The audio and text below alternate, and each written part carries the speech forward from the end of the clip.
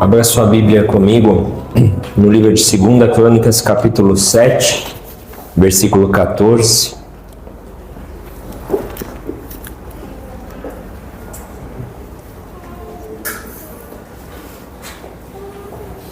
Hoje é um dia diferente, um dia especial. O Senhor sabe por quê. Um pouco antes de vir para cá, estava orando, pedindo a Deus que colocasse uma palavra no meu coração, caso tivesse a oportunidade de trazer a ministração dessa noite, que não era uma certeza. E o Senhor falou muito a respeito de avivamento, de quebrantamento, de transformação genuína de vida, né, de comportamento. E começou a chover muito, né?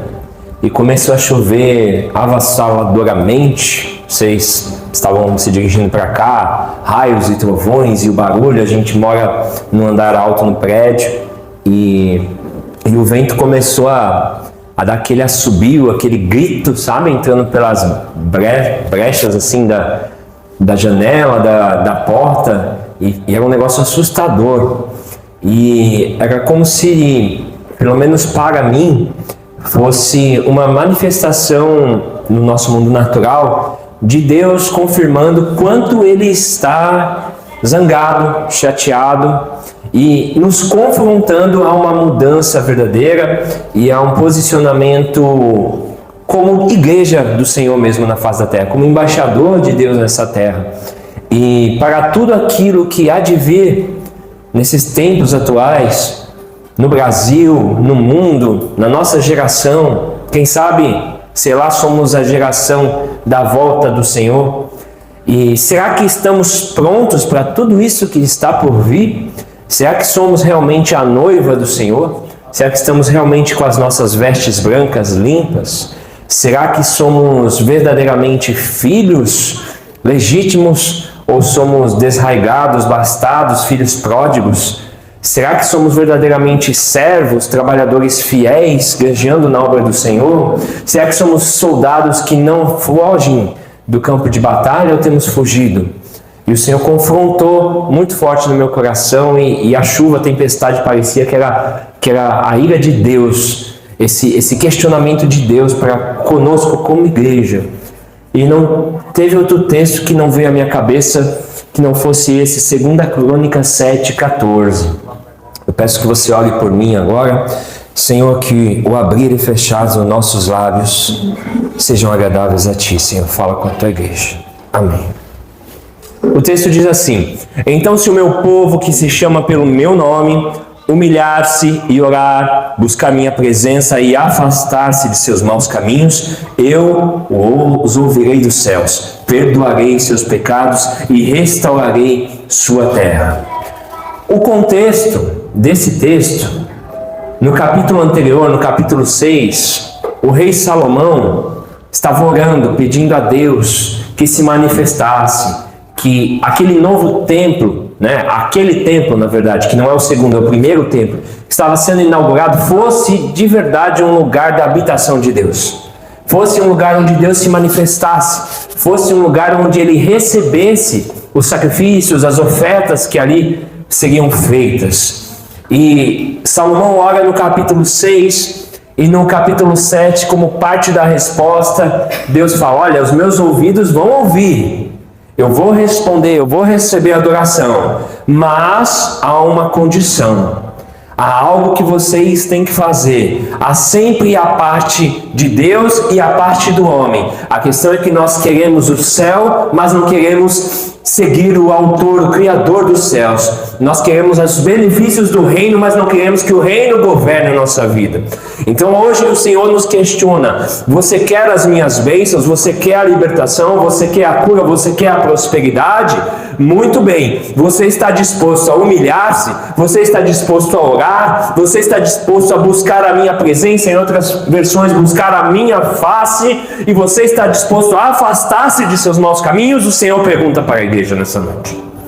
Será que estamos dispostos a fazer a nossa parte para que Deus cumpra dele?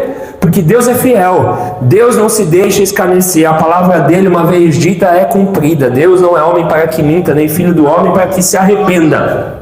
Mas as nossas transgressões, os nossos pecados nos afastam de Deus. Faz como que se ele não pudesse nos ouvir.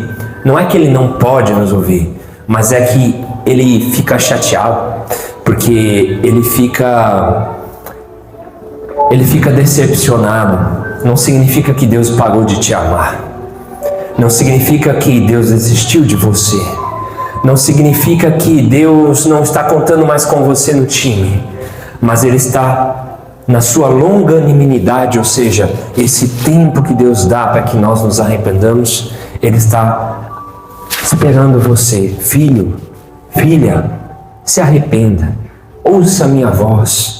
Entenda que o que eu tenho para você é melhor, que os meus projetos são maiores do que os seus e que a minha vontade, como está escrito em Romanos 12, é boa, é perfeita e agradável, e não dá para se comparar a nenhum dos seus melhores planos. O melhor dos nossos planos e das nossas obras é como está escrito em Isaías, eu não lembro se é 61 ou 64, são trapos de imundícia. As nossas obras não servem de nada, porque de antemão Deus preparou as obras para que nós andássemos nelas. Até a fé que você sente é o Senhor que coloca no teu coração. Até o dia que você se arrepende não é mérito seu, mas é Deus que tocou em você, que fez você se arrepender, que moveu o teu coração ao arrependimento. O Senhor é a razão do nosso agir, a razão do nosso pensar, Ele é o nosso respirar, Ele é o autor e consumador da fé, Ele é o nosso fôlego de vida, Ele é o sol que brilha na manhã, Ele é o brilho do luar, Ele é o barulho das ondas do mar gritando, Yeshua! Aleluia! E se o mar, quando joga a onda, fala Yeshua? Quando volta, é o Ruach, de Ruach HaKodesh, Espírito Santo, Espírito de Deus. A criação revela, a criação adora, a criação se prostra. E por que será que eu e você não vamos nos prostrar, não vamos adorar, não vamos nos humilhar debaixo da poderosa e potente mão do Senhor? Aleluia. Quem és tu, homem, para confrontar os meus desígnios, diz o Senhor? Se eu te chamei, há um propósito para isso. Não é para você se esconder no fundo do barco. Não é para você temer a tempestade. É natural temer a tempestade, é natural querer fugir, mas é sobrenatural colocar a cara no pó, colocar o seu joelho no chão e clamar: Senhor, ouve a minha oração, me socorre, me ajuda. E o Deus que é fiel está atento e com os ouvidos abertos para responder a tua oração, se abrires a tua boca e clamares de todo o teu coração. Não é palavras vãs, mas você tem que gritar, não com a sua voz, mas com a sua alma. Você vai se compungir, você vai se contristar por dentro, espremer até que falte voz. E quando faltar a voz, na tua mente você vai gritar: Deus! E quando acaba teu fôlego, quando acaba a tua voz, Ele rompe essa dimensão que nós vivemos, rompe o segundo céu e chega até o trono da graça, onde somos socorridos em tempo oportuno.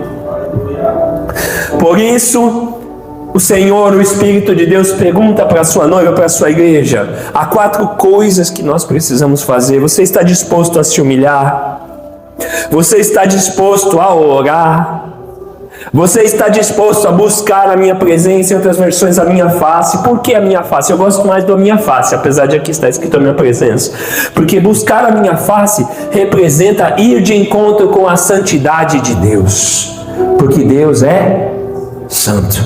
Quando nós buscamos a face dele e nós enxergamos a santidade dele, não tem como ficar perto da santidade dele com uma vida toda torta e imunda. E aí vem e acontece o último estágio. Quando a gente contempla, a gente humilha, a gente ora. São degraus. Você se humilha, você começa a orar, você se encontra com a santidade de Deus, isso te constrange de uma tal maneira que não há como, você precisa se afastar dos seus maus caminhos para ficar perto da face de Deus. E quando você chega nesse lugar, aí vem a resposta: eu os ouvirei dos céus, perdoarei seus pecados e restaurarei a terra.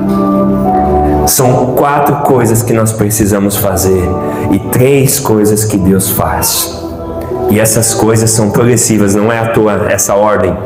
Primeiro a gente se humilha, depois a gente ora, depois a gente se encontra com a presença, com a face, buscar a minha face, e depois a gente deixa, porque não adianta só confessar o pecado, tem que deixar. Aquele que confessa e deixa alcança a misericórdia.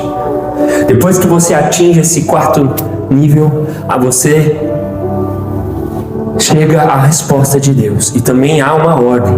Primeiro ele ouve, porque quando você se arrepende, essa divisão ela acaba, e aí o seu canal de comunicação com Deus ele retorna, a conexão fica forte, o Wi-Fi fica com 5 estrelinhas, é o Heaven Fi, é o Wi-Fi do céu. Você se conecta, você tem acesso através de Cristo Jesus. E quando você tem esse acesso, o que acontece? Deus ouve e primeiro Deus perdoa. Lembra de Jesus? Quando ele encontrava alguém, ele sempre falava assim: perdoados estão os seus pecados. Vê, perdoados estão os seus pecados. Surdo ouve, perdoados estão os seus pecados. Paralítico, levanta e anda. Então há uma ordem. Primeiro ele quer curar a nossa alma, o nosso caráter, quem somos, para depois ele mudar a nossa situação física, financeira, emocional. Mas primeiro ele trabalha no nosso ser. E o maior milagre é esse. O maior milagre não é um aumento no seu salário, não é uma promoção. O maior milagre não é passar na faculdade. O maior milagre não é trocar de carro, casa. O maior milagre não é a cura, não é casar-se, não é livramento, não é nada disso. O maior milagre é dos nossos nomes estarem escritos no livro da vida. Porque nós somos pecadores. E somos pecadores diante de um Deus que abomina, odeia o pecado. Tenha isso em mente. Ele odeia o pecado. Ele odeia a transgressão. E nós somos transgressores. Nós somos pecadores. Mas nós também fomos comprados com o sangue do Filho amado. Apesar de ele odiar o pecado, ele ama o seu Filho amado, Yeshua HaMashiach. Antes mesmo de Jesus vir a este mundo, ele já era, é e sempre será um com o Pai. E ele ama a Yeshua. E quando ele vê o sangue do Cordeiro nos umbrais do teu coração, assim como os hebreus pintaram as portas para que o anjo da morte não matassem os primogênitos, e você é um escolhido, você agora é como se fosse um primogênito, porque o primogênito, o unigênito, deixou de ser unigênito, para que todos nós pudéssemos ser chamados filhos. Ele vê o sangue de Cristo nos umbrais do teu coração, cravado na tua alma, e aí o amor de Deus é maior do que toda essa imundície, todo esse pecado, e ele te restaura. Não é você, não é mérito seu, é ele que te restaura. Ele pega você sujo na sarjeta, cheia de vício, imoralidade, drogas, álcool, prostituição, ganância, mentira, adultério, todos os males que pode brotar do coração do homem. Ele pega tudo isso e fala: eu vou comprar isso daqui, porque esse terreno, essa casa tá suja, tá péssima, mas foi comprada pelo sangue de Jesus, então eu vou começar uma reforma aqui. E quando ele começa a reforma, ele não é qualquer empreiteira vagabunda por aí que vai começar e vai parar no meio do caminho. Ele não vai falir nunca, porque ele é infalível, ele é o Senhor dos exércitos. Aquele que começa a boa obra na nossa vida é fiel para cumpri-la, para completá-la até o final. E ele começa a reconstruir você. E Ele começa a reconstruir você. E a primeira fase da reconstrução é lavar quem você é. Não é te dar todas as bênçãos físicas. Isso é uma consequência. Primeiro Ele ouve, depois Ele perdoa os nossos pecados e depois Ele restaura a terra. Então você quer trocar de carro, você quer uma casa, você quer comer o melhor dessa terra. Isso tudo faz parte da restauração e Deus pode sim dar tudo isso para você. Mas se Ele der isso para você, o seu coração vai ser das coisas ou do Criador das coisas? Ele conhece. Se isso fizer com que você se afaste dele, Ele não vai te dar. Mas se o seu coração estiver puro e amando primeiramente a Deus, aí Ele pode te dar todos esses benefícios. Do que adianta ter tudo nessa vida e morrer e virar só o pó, como diz, do pó vieste ao pó voltarás. Mas se nós tivermos o selo do Espírito Santo de Deus, o Espírito do Deus dentro de nós, mesmo que a morte encontre-nos a um penhor para nossa alma, Cristo Jesus, a âncora da alma, e nós viveremos para sempre com Ele. Aleluias. O Senhor chama a igreja, chama-nos para o arrependimento, chama-nos para o verdadeiro avivamento, porque avivamento começa com arrependimento. Não existe avivamento de pular, de rodopiar, de gritar, de fazer carreata, tudo. Qualquer coisa desse tipo não existe antes de arrependimento. Pode ter muito barulho, pode ter muito movimento, mas só é avivamento quando há arrependimento. E o Senhor quer nos avivar. E eu não vou falar mais como muitas das vezes eu falei aqui. Ele quer nos avivar nessa noite. Ele quer avivar a nossa vida. Ele quer avivar essa igreja. Ele quer avivar Itajaí. Ele quer avivar o Brasil. O Brasil precisa se humilhar, o Brasil precisa orar, o Brasil precisa buscar a face de Deus e afastar-se dos maus caminhos. Há rumores de perseguição, há rumores de crise financeira, há rumores de catástrofes, há rumores de guerras, e nós estamos prostrados e falidos, porque não estamos nos humilhando diante do Senhor, porque não estamos orando, porque não estamos buscando a face adorada, porque não estamos nos convertendo de verdade. O Senhor chama essa igreja, porque não pode começar por esse ministério, por essa igreja, porque não pode começar o avivamento com você. Você vai esperar alguém botar a mão na tua cabeça e dizer: eu sou contigo, minha filha. O Senhor já nos abençoou com toda a sorte de bênção nas regiões celestiais. Você é chamada pelo Senhor, você é escolhido do Deus Altíssimo. Todos nós aqui fomos comprados com o mesmo sangue que verteu na cruz do Calvário. Então aviva, crente, aviva você. Não fica esperando o outro, não fica esperando o bonde passar, não queira surfar a onda quando ela estiver lá no pico já caindo. Não, você começa a onda, você começa a transformação dentro do seu lar, dentro da sua escola, dentro da sua faculdade, dentro da sua casa, dentro do seu trabalho. Você faz a diferença, você é avivado. O avivamento não é um movimento, não é que nem o feminismo, o homossexualismo, o capitalismo e todos esses ismos e tudo quanto é religião, tudo quanto é ismo é doentio. Mas o relacionamento com o homem, com Deus, não dá para teorizar e colocar num livro e falar: olha aqui, ó, isso aqui significa o relacionamento com Deus. Não, isso é particular, é você e Ele. É você e Ele. Aleluias.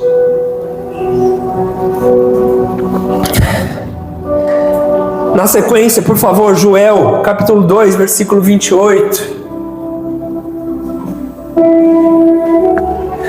Então, depois que eu tiver feito essas coisas, derramarei meu espírito sobre todo tipo de pessoa. Outras versões, sobre toda a carne. Seus filhos e suas filhas profetizarão, e os velhos terão sonhos, e os jovens terão visões. Estávamos ali na época dos 3 reis, das 3 dinastias. A gente tem Saul, a gente tem Davi, depois a gente tem Salomão. Depois o reino vai ser dividido. Vai ter o período dos juízes, depois vai vir o reino dividido com vários reis e várias guerras entre eles, divisão de Judá entre reino do norte, reino do sul, aquela bagunça toda. Mas aqui a gente chega num período onde é um pouco adiante e o Senhor fala: então depois que eu tiver feito essas coisas, derramarei meu espírito sobre todo tipo de pessoa. Para quando é isso? Para quando é isso? É para amanhã? É para daqui um ano? É para 2030, a tal da agenda da ONU? A agenda da nova era? Para quando que é? Eu vou esperar porque isso vai ser quando Jesus voltar. Não, isso já começou. Isso já começou há 2000 anos atrás, aproximadamente. Isso começou na cruz do Calvário. Porque Jesus é o único que tinha o 100% da porção do Espírito de Deus. E Ele repartiu isso através de uma semente. Ele era uma semente caindo na terra, morrendo para que uma árvore nascesse. E dos seus ramos nasceriam outros braços. E nós fomos enxertados como igreja nesses braços. Era Israel, a oliveira, e nós fomos enxertados. Então, hoje todas as nações podem participar dessa profecia e já participam. Ele derramou o seu Espírito. Nós temos o Espírito Santo de Deus. Nós temos o Espírito Santo de Deus? Nós temos o Espírito Santo de Deus ou nós temos o Espírito Santo de Deus? Fica a reflexão para nós nessa noite. E seus filhos e suas filhas profetizarão. Os filhos e filhas profetizarão. Eu vou usar o exemplo da minha casa, mas não é por vanglória nenhuma. Eu já vi o Oliver, que é uma criança inocente, profetizar. Já umas 2, 3 vezes lá em casa. Momentos de briga entre que todo casal passa, isso não é coisa só do irmão, isso não é coisa de todo mundo. Não tem cargo, não tem título, não tem ministério, não tem homem e mulher perfeito. Todo casal passa por atritos. Em um momento desses de dificuldade, repentinamente, de uma noite para outra, no café da manhã, o Oliver olha e fala para mim: você nunca vai deixar a mamãe. Do nada, ele vai e me fala um negócio desse. E aí a gente ficou espantado. Meu Deus, que negócio é esse? E eu estou preparando um material chamado Destronando Gigantes. Em breve vocês saberão mais. E estava preparando ali, uma capa uma thumbnail, uma capa de um vídeo que acabou de subir ali no nosso YouTube. E várias imagens assim, e ele chega e olha e fala assim: olha, o gigante obedeceu, o Senhor é Deus. Ele vem, olha para a imagem e fala isso. Uma imagem extremamente figurativa, várias coisas. Porque há vários gigantes que a gente precisa vencer. E esse material vai falar sobre 4 gigantes. E na verdade são gigantes que querem tomar o nosso coração, querem ser os senhores. E ele fala: o Senhor obedeceu. O gigante obedeceu. Porque não tem gigante que não se curve diante do Senhor dos Exércitos, Deus verdadeiro. Então o gigante obedece. Até o gigante obedece.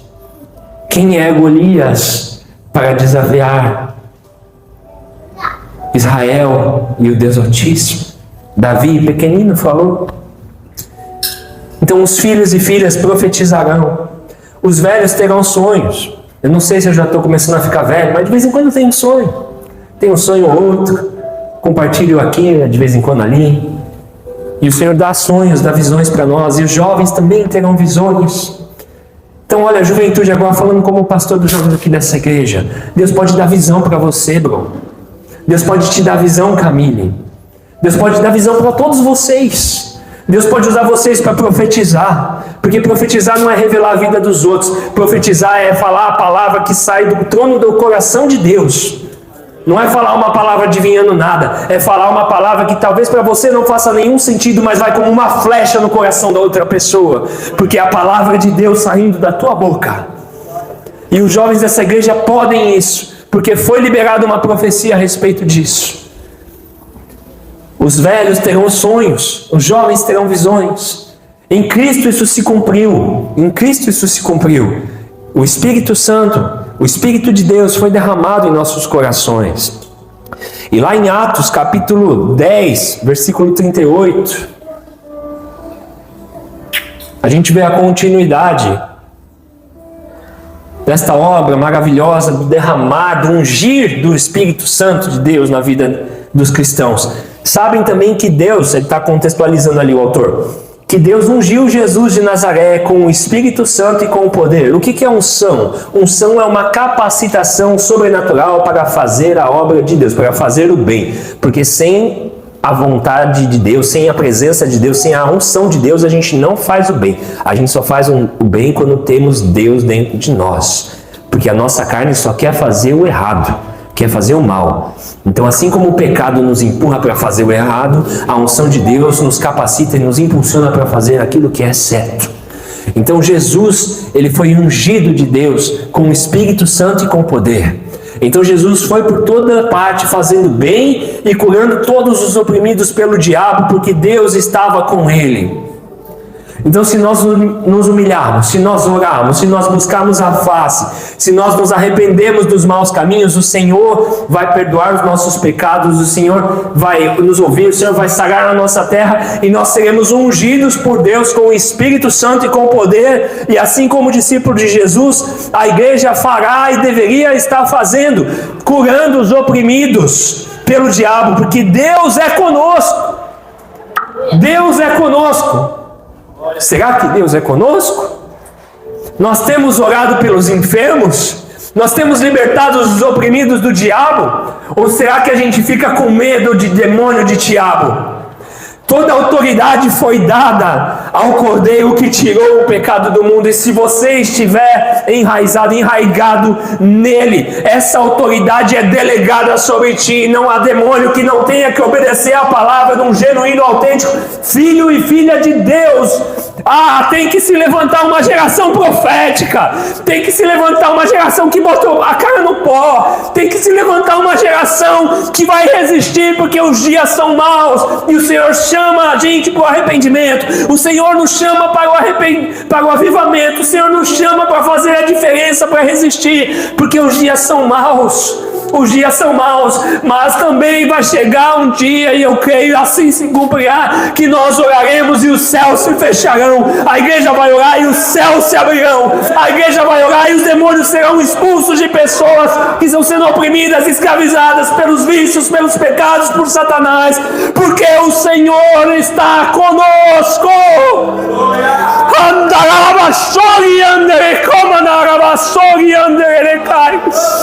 Oh, mandarabas. Será que o Senhor está conosco de verdade? Para Ele estar conosco tem que ter humilhação, tem que ter cara no pó. Para o Senhor estar conosco tem que ter entrega 100%. Deus não quer muito de você, Ele quer tudo, porque Ele deu tudo. Ele deu o coautor da criação. O coautor da criação. Você entende o peso dessa glória? O Deus perfeito, Ele se despiu de toda a sua glória, de toda a sua magnitude, de todo o seu poder, de toda a sua excelência, de toda a sua majestade, de todo o seu poder, de todo o seu vigor, de toda a sua beleza, de toda a sua... não há palavras para expressar de quem Ele é. Ele se despiu e se fez homem como eu e como você. Ele falou assim: Satanás, eu não vou te vencer como Deus, eu vou te vencer de igual para igual, eu vou descer, vou ser homem e vou te vencer como homem. Então há poder sim no sangue de Jesus para que nós vençamos também Satanás, o império das trevas, como homens, mas assim como Cristo, dependentes do Espírito Santo de Deus, porque mesmo sendo filho de Deus, Ele se despiu e Ele precisou orar, Ele precisou jejuar, Ele precisou se consagrar. E tudo o que Ele fez foi através da autoridade delegada por Deus para a vida dele como homem. Porque está escrito, Ele se despiu dessa autoridade, dessa glória. Ele venceu como homem. O problema não é saber orar, saber se humilhar. Eu uma vez tenho experimentado a face de Deus. A questão não é o que a gente sabe fazer, é o que a gente faz com o que a gente sabe. A gente sabe o que tem que fazer, mas a gente não faz o que tem que fazer. A gente não faz o que tem que fazer. E saber se humilhar, o diabo sabe até melhor do que nós, porque um dia ele já esteve lá, na presença. E ele fala na tentação do deserto a Jesus: olha, se prostrado me adorares, Se prostrado me adorares, se prostrado me adorares. Ele sempre fala, porque há um peso de glória quando você se prostra. Você precisa falir, não estou falando de finanças, mas tem que falir. Senhor, eu não posso, eu não consigo, não é na minha força. Você precisa se render por completo e entregar e crer que o poder dele vai se aperfeiçoar na sua fraqueza. Você precisa se prostrar. Satanás falou, se prostrado, se prostrado. Então você precisa também se prostrar. Mas você não vai se prostrar à pornografia, você não vai se prostrar ao cigarro, ao álcool, você não vai se prostrar ao vício compulsório de ficar toda hora vendo a notificação do celular que está acabando com o seu cérebro, está destruindo a sua criatividade, a sua produtividade.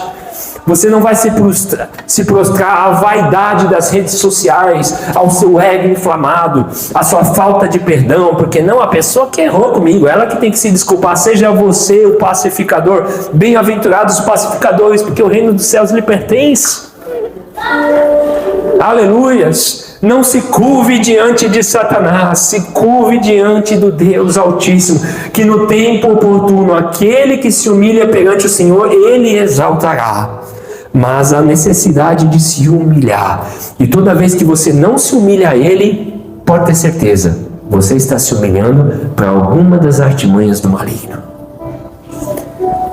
Você está alimentando o Deus falso. Você está dando glória para o Deus falso. O Deus com D minúsculo, que fala que cega o entendimento dos homens, 1 Coríntios 4:4.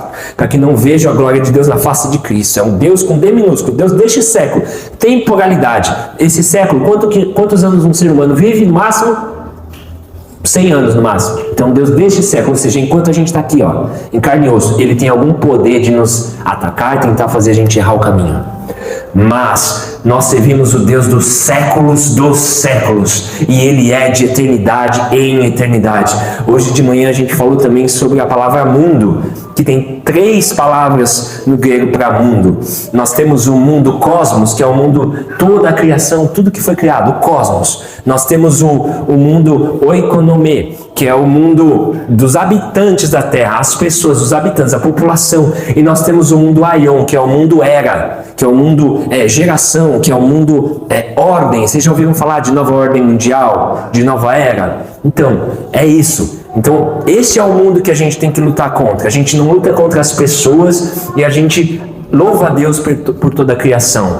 Mas nós temos que lutar contra as ciladas do inimigo no aion, nesse mundo que ele faz como se fosse uma fantasia, uma ilusão. É como se fosse, sabe... Vocês já viram algum filme que tem a tal da flor de lótus, que a pessoa chega, come a flor e fica vivendo numa ilusão e o tempo vai passando e ela fica ali presa num loop de que ela só quer o prazer, é um feitiço. Existe um feitiço. Essas coisas do mundo é como se fossem feitiços que estão roubando o seu tempo e só está fazendo você acumular juízo sobre a tua cabeça. Em nome de Jesus, agora caia o feitiço por terra, porque não vale encantamento contra os escolhidos do Senhor. Abra os teus olhos. Se arrepende, se existe algo de bom na palavra empoderamento, use agora e se empodere da filiação de ser um filho e filha do Deus Altíssimo. Ele nos deu esse poder. E para que esse poder? É para se gloriar? Não, é para vaidade? Não. Só tem um pecado que Deus não perdoa. Poxa, pastor, que heresia é essa? Existe um pecado que Ele não perdoa, que é a soberba. Sabe por que Deus não perdoa a soberba? Porque o soberbo nunca se arrepende. O soberbo, o orgulhoso, a orgulhosa, nunca dá o braço a torcer. Sempre vai criar uma desculpa, vai procrastinar, ou vai ficar ali comendo a farofa e arrotando caviar. O soberbo não se arrepende. E Deus só tem um pecado que Deus não pode perdoar: o pecado não arrependido. Então a soberba é o único pecado que Deus não pode perdoar. Então que nós não caiamos no pecado da soberba e de verdade nos humilhemos, porque há um avivamento para a nossa vida, para essa geração. Existem pessoas falando: olha, essa geração aí não vai dar boa. Não vai dar boa essa geração está perdida, ela tá viajando na maionese. Não. Em nome de Jesus, você pode ser a diferença nessa geração. Você pode fazer a diferença nessa geração. Você está na casa do Senhor. Por mais mentiras e ilusões que são pregadas lá fora, aqui dentro a gente prega a verdade da Sagrada Escritura. E passarão os céus e a terra, mas as minhas palavras não hão de passar. Glória a Deus. Aleluia. Jesus tinha essa unção, e essa unção também é para nós. Há essa unção, há esse derramar do Espírito para a nossa vida. Em João 14, 23, por gentileza.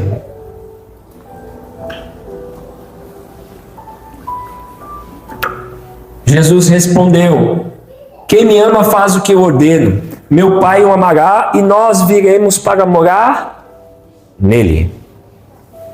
Próximo. Quem não me ama não me obedece. E lembre-se, essas palavras não são minhas, elas vêm do Pai que me enviou. Mais um. Eu digo essas coisas enquanto ainda estou com vocês. Vai. Mas quando o Pai enviar o encorajador, o Espírito Santo, como meu representante, ele lhes ensinará todas as coisas e os fará lembrar tudo que eu lhes disse. Eu lhes deixo um presente, a minha plena paz. Essa paz que eu lhes dou é um presente que o mundo não pode dar. Que mundo é esse? É o Aion que a gente falou, é o mundo do sistema caído, corrompido, do pecado. Portanto, não se aflijam nem tenham medo. Lembrem-se do que eu lhes disse: vou embora, mas voltarei para vocês. Se o seu amor por mim é real, vocês deveriam estar felizes, porque eu vou para o Pai, que é maior que eu. Tá bom até aí. Jesus fala que ele vai para o Pai, que é maior que eu. Só que ele fala: olha, a promessa do Pai vai vir a promessa do Pai, o Espírito do Santo, o Espírito Santo, ou seja, o Espírito de Deus, vai habitar nos seus corações. No começo estava falando assim: eu e o Pai viremos. Eu e o Pai viremos fazer morar no teu coração. Então o Espírito Santo de Deus não é só uma força, não é, sei lá, primeira, segunda, terceira pessoa. O Espírito Santo de Deus é Deus. O Espírito Santo de Deus é o Espírito de Deus. Então o Espírito de Deus logo é Deus, também é o Pai. Então eu e o Pai viremos fazer morada dentro de você. Então se o Criador e o co-criador de todo o cosmos, de todo o criado que a gente pode ver, habita dentro de nós, faz morada dentro de nós, por que temos que estar com medo e afligidos? Porque não manifestamos a uma ardente expectativa pela manifestação dos filhos de Deus. A criação geme, aguardando a manifestação dos filhos de Deus, dos legítimos filhos de Deus. É para nós, é para essa igreja, é para Itajaí, é para o Brasil. O Brasil precisa se arrepender. A gente está sofrendo, não é por causa do governo A, B ou C, não é por causa do dólar, não é por causa da guerra, aquilo outro, é porque nós nos afastamos do Deus verdadeiro, é porque a gente está acostumado a vir no domingo à noite, dar uma cantada, uma dançada, uma pulada e voltar para casa e passa a semana sem botar o joelho no chão, passa a semana sem ler a Bíblia, passa a semana achando que, quando tiver outro culto eu vou lá e faço o meu movimento. Não! É muito mais do que isso. Precisa ser. Por que a gente não começa? Não fique esperando o irmão que está aí do teu lado. Comece você o avivamento. Comece você, VPC jovem. Vamos convidar outras pessoas. Vamos tirar as pessoas das garras do inferno. Vamos movimentar essa cidade. Vamos nos levantar, rugindo como leão, o leão da tribo de Judá, nessa cidade. Vamos fazer a diferença, vamos ser de fato luz. E não é uma luz de energia elétrica, é a luz que vem do trono da glória, de uma fonte inesgotável. Aleluias. Há essa promessa do Espírito de Deus, do Pai e do Filho morando dentro de nós. Nós somos o Filho que o Pai habita. Você é o Filho, você é a filha do Deus Altíssimo. E para finalizar, em 1 João 2:20. Mas vocês não são assim, pois o Santo lhes deu sua unção. E todos vocês conhecem a verdade. Volta no 19, para não ficar fora de contexto. Eles saíram de nosso meio, mas na verdade nunca foram dos nossos. Do contrário, tenham permanecido conosco. Então, existem dentro do rebanho, existem ovelhas e bodes. E quem você é? O Senhor te pergunta nessa noite. Quando saíram, mostraram que não eram dos nossos. Porque a ovelha ela tem que aceitar a repreensão, a correção e o aperfeiçoamento do Espírito. No 20, mas vocês não são assim, pois o santo, quem é o santo? Deus. Pois o santo lhes deu sua unção. Então vocês foram ungidos. Lá a profecia de Joel, a profecia que chegou a Jesus, a profecia que chegou à igreja no começo ali,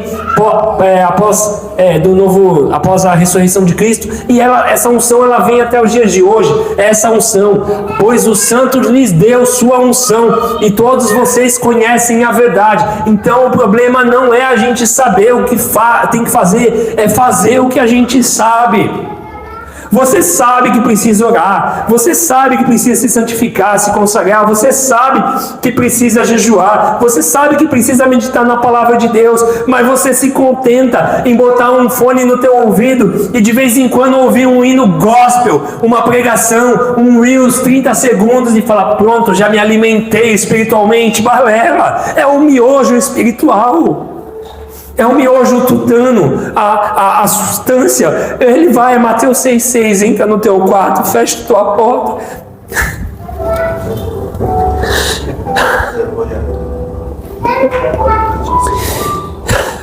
Fala com teu pai que está em secreto. E ele vai te revelar coisas grandes e ocultas que não conheces. A glória do Evangelho é conhecer a Ele. Não é as bênçãos dele, mas Ele é a bênção. Ele é a bênção. Contentamento, se nós tivermos o Senhor, não falta nada, irmãos. Irmãos, a gente precisa falir, às vezes, para reconhecer que, na verdade, a gente já tem tudo e a gente é rico nas regiões celestiais. Toda sorte de bênção Ele já nos abençoou. A palavra diz que nós julgaremos anjos, que nós fomos colocados, transportados do império das trevas. Por que império? Porque império fala de imperialismo, de tiranismo. E aí Ele nos transporta para o reino. Reino, esse rei pode ser bom, e Ele é. Reino do Filho do seu amor.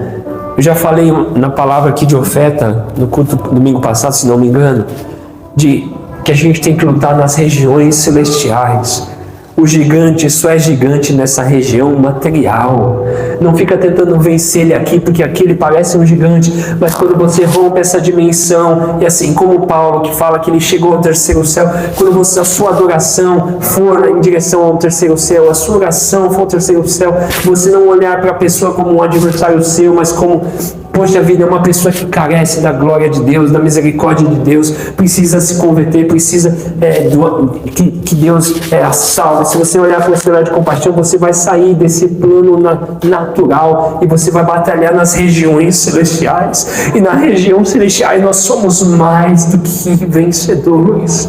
E não há acusação contra os escolhidos de Deus, que são chamados segundo o seu propósito. Já falamos outro dia de propósito. Há um propósito para a sua vida. Há um propósito. Não é só para você vir na igreja eu vou lá e vou ouvir uma palavra. Não. Deus quer operar. Essa obra que a gente faz aqui dentro das quatro paredes é pouco, irmãos. Entendeu? Aonde a gente realmente mostra o nosso cristianismo, a verdade que a gente carrega, a unção que a gente carrega, é do lado de fora. Ontem jogando vôlei, os jovens estavam lá, quando tinha uma menina que queria brigar, e a gente: não, você pode brigar, mas nós não vamos brigar com você, nós não vamos entrar na tua onda, porque você vive nessa realidade, mas nós estamos transportados para as regiões celestiais. A gente não briga com você, a gente não briga com você. Amém? O Senhor tinha essa palavra para nós, uma palavra dupla de arrependimento e avivamento, porque não tem avivamento sem arrependimento.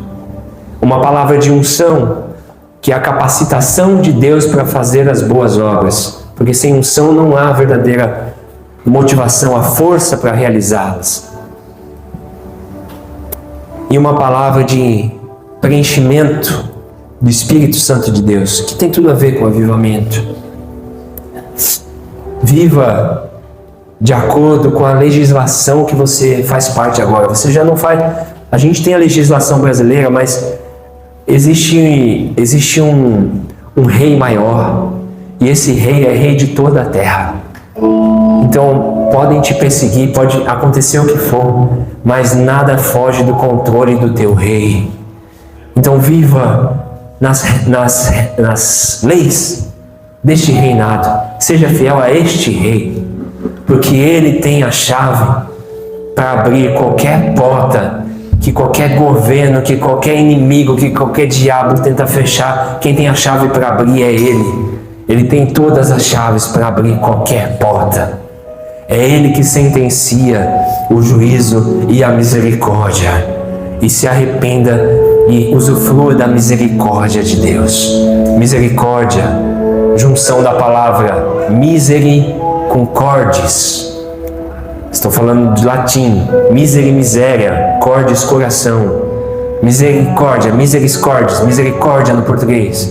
Quando a sua miséria chega ao coração de Deus, quando a sua miséria, a sua humilhação, o seu prostrar, o seu olhar, buscar a face de Deus, converter dos maus caminhos, quando essa sua miséria chega ao coração de Deus, aí o salmista Davi vai escrever: Senhor, tu não rejeitas um coração quebrantado e contrito.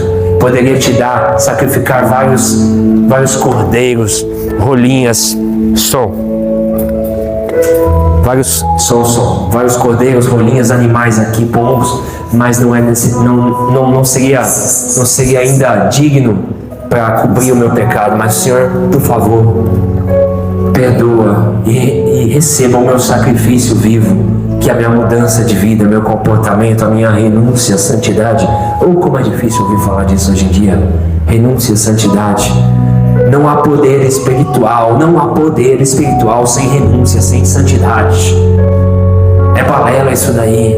Não precisa consagrar, não precisa orar, precisa sim.